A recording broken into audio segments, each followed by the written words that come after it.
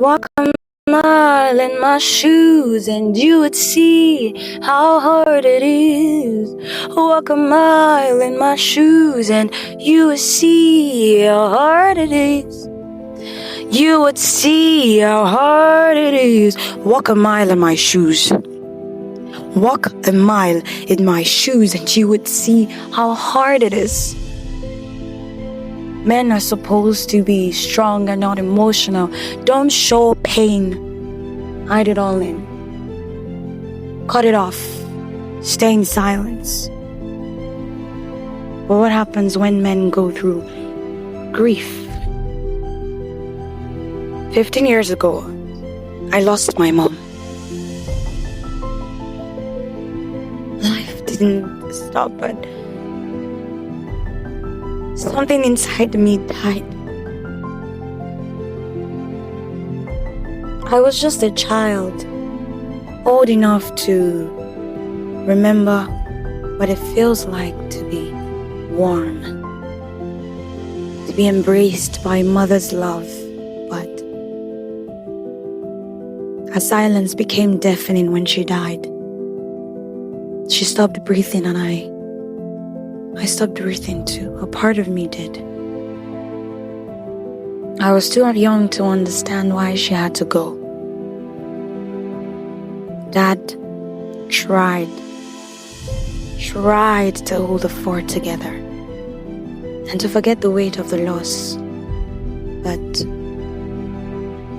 perhaps he needed something or someone to hold on to. So we remarried. It was new to us having a new woman in our home, but we felt hopeful. But everything changed. It was peaceful at first, but along the line something shifted. The mood shifted and we started to walk on eggshells. There was shouting, chaos, anger, tension. Home was supposed to be peaceful, but it was a war zone. She found fault in everything. She had serious anger issues. My twin brother and I, we tried to stay silent.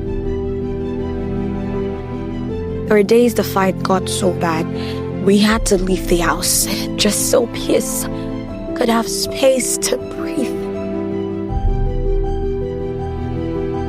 My dad, he tried. He really did. I saw it in his tired eyes, the way he carried the burden of holding everything together.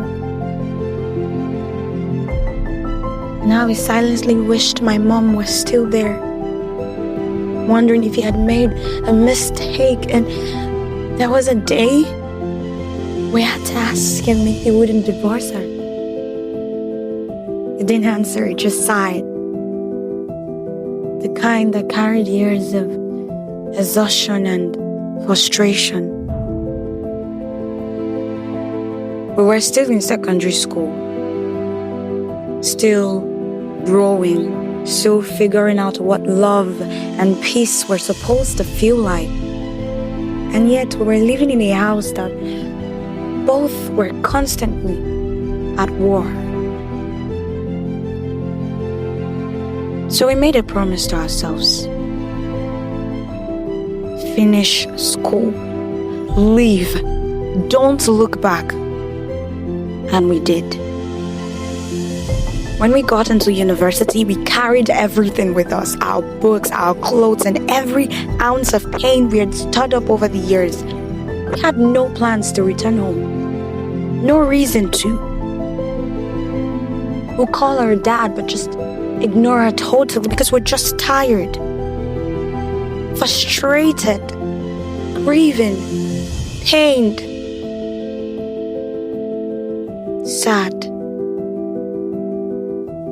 But you see, Time has a way of softening the sharpest edges. And somewhere along the line, we found Jesus. That's when healing began. Not instantly, no, but intentionally. Forgiveness didn't come easy. It wasn't about forgetting what happened. It was about freeing ourselves from what it left behind. We began to love her.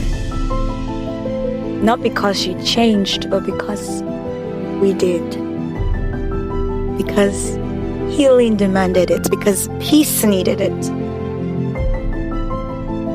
When I look back at it, I know that experience, it taught me something. To be watchful of who I'm getting married to. No, I'm not planning to marry the bone of another person's bone. No. It taught me to understand people beyond their smiles and to value peace like oxygen.